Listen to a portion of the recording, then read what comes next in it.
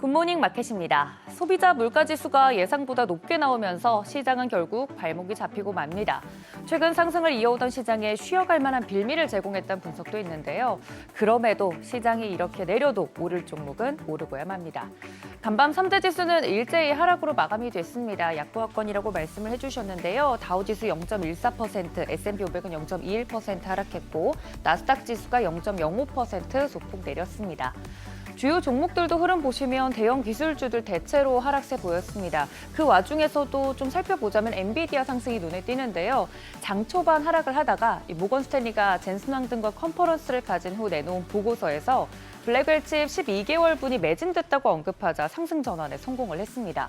여기에 경쟁사 AMD의 신제품이 엔비디아와 경쟁할 정도는 아니다라는 평가가 나온 점도 부각이 됐는데요. 참고로 AMD 새로운 AI 서버 칩을 공개하고 3분기부터 양산할 계획이라고 발표했지만 새로운 고객이 없고 또 새로운 칩에 대한 기대로 최근 상승했던 점 감안해서 발표한 후에는 오히려 4% 하락으로 마감이 됐습니다.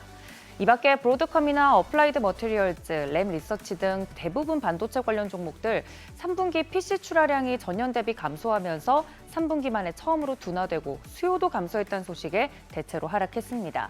최근 시장의 특징적인 부분, 이처럼 같은 반도체주 안에서도 개별 이슈에 따라 등락이 갈리고 있다는 점입니다.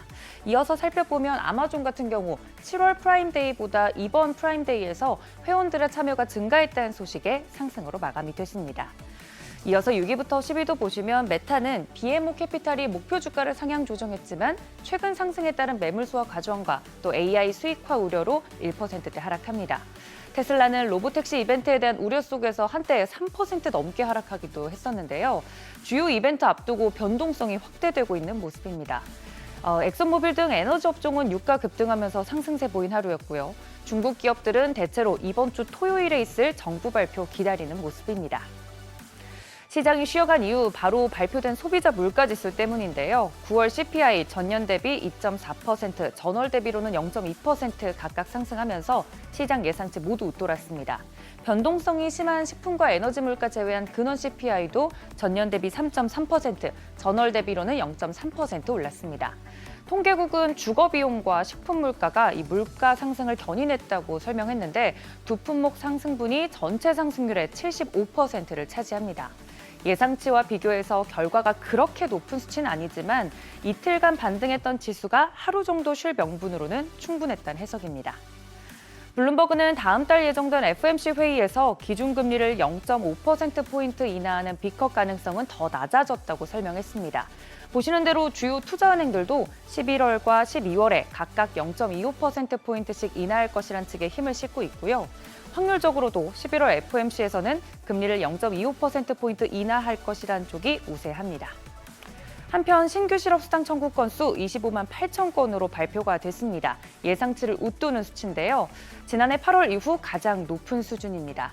전문가들은 증가분의 거의 대부분이 이 허리케인 피해를 입은 지역에서 비롯됐다고 보고 여기에 항공사 보잉의 파업 영향도 있다고 진단을 했습니다.